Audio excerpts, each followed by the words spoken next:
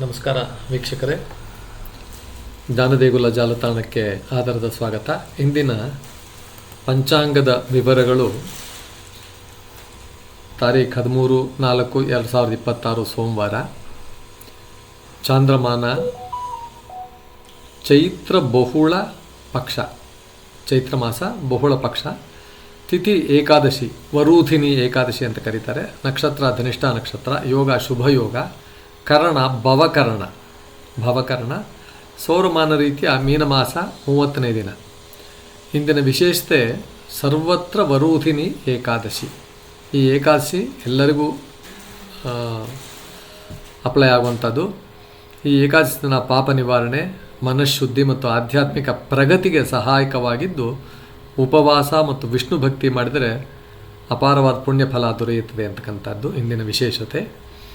ಏಕಾದಶಿ ಮಹತ್ವ. ಈ ಏಕಾದಶಿ ಅಂತಕ್ಕಂಥದ್ದು ಮಹಾವಿಷ್ಣುವಿಗೆ ಸಮರ್ಪಿತವಾದ ದಿನ ಇದು. ಇಂದು ಜಪ, ಧ್ಯಾನ, ಉಪವಾಸ ಮಾಡಿದರೆ ಅಂತರಂಗ ಶುದ್ಧಿ ಮತ್ತು ಮನಃಶಾಂತಿ ಹೆಚ್ಚಾಗುತ್ತದೆ ಮತ್ತು ದೇವರಿಗೆ ಬಹಳ ಸಮೀಪವಾಗ್ತೀವಿ ಅಂತಕ್ಕಂಥದ್ದು ಈ ಏಕಾದಶಿ ಮಹತ್ವ. ಇಂದು ಶುಭ ಯೋಗ ಇದೆ. ಶುಭ ಯೋಗದೊಂದಿಗೆ ಧನಿಷ್ಠ ನಕ್ಷತ್ರ ಎರಡು ಕೂಡಿ ಬಂದಿರುವುದರಿಂದ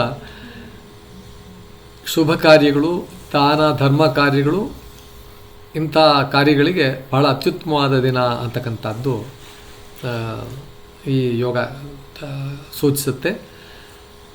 ಮತ್ತು ಉತ್ಸವಗಳು, ಮೈಸೂರು ಕೋಟೆ ಶ್ವೇತವರಾಹ ರಥೋತ್ಸವ, ವರಾಹ ಸ್ವರೂಪದ ಶ್ರೀ ವಿಷ್ಣುವಿನ ರಥೋತ್ಸವ. ಇಲ್ಲಿ ದಶಾವತಾರಗಳಲ್ಲಿ ಒಂದಾದ ವರಾಹ ಅವತಾರದಲ್ಲಿ ರಥೋತ್ಸವ. ಈ ದೇವಸ್ಥಾನದಲ್ಲಿ ರಥೋತ್ಸವ ಭಕ್ತರಲ್ಲಿ ಭಕ್ತಿ ಮತ್ತು ಸಂಭ್ರಮವನ್ನು ಹೆಚ್ಚಿಸುವ ಮಹೋತ್ಸವ. ಇನ್ನು ಬೆಟ್ಟತ್ತೂ ಇರತಕ್ಕಂಥ ಜಾಗದಲ್ಲಿ ಸುಬ್ರಹ್ಮಣ್ಯ ರಥೋತ್ಸವ. ಸುಬ್ರಹ್ಮಣ್ಯ ಸ್ವಾಮಿ ರಥೋತ್ಸವ ಕೂಡ ಶೌರ್ಯ ಮತ್ತು ಭಕ್ತಿಯ ಸಂಕೇತವಾಗಿದ್ದು ಭಕ್ತರಿಗೆ ಆಶೀರ್ವಾದ ದೊರೆಯುವ ದಿನ. ಈ ದಿನದ ವಿಶೇಷವಾದ ಸಂದೇಶ ಏನಂದರೆ, ಉಪವಾಸ ಭಕ್ತಿಯೊಂದಿಗೆ ಸೇರಿದಾಗ ಆತ್ಮಶುದ್ಧಿಯಾಗುತ್ತೆ ಅಂತಕ್ಕಂಥದ್ದು.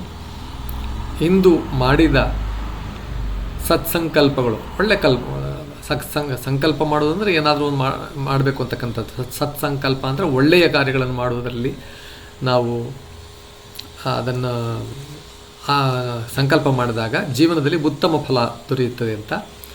ವಿಷ್ಣು ಸ್ಮರಣೆ ನಿಮ್ಮ ಮನಸ್ಸಿಗೆ ಶಾಂತಿ ಮತ್ತು ಶಕ್ತಿಯನ್ನು ಕೊಡಲಿ ಅಂತ ಹೇಳ್ತಾ ಇಲ್ಲಿಗೆ ಈ ಪಂಚಾಂಗದ ಕಾರ್ಯಕ್ರಮ ಮುಗಿಸುತ್ತಿದ್ದೇವೆ. ಎಂದಿನಂತೆ ಲೈಕ್, ಶೇರ್ ಮತ್ತು ಸಬ್ಸ್ಕ್ರೈಬ್ ಮಾಡಿ. ಕಮೆಂಟ್ಸ್ ಬಾಕ್ಸ್ನಲ್ಲಿ ತಮ್ಮ ಕಮೆಂಟ್ಸ್ಗಳನ್ನ ಮೂಸಿ ಅಂತ ಕೇಳ್ಕೊಳ್ತಾ ನಮಸ್ಕಾರ.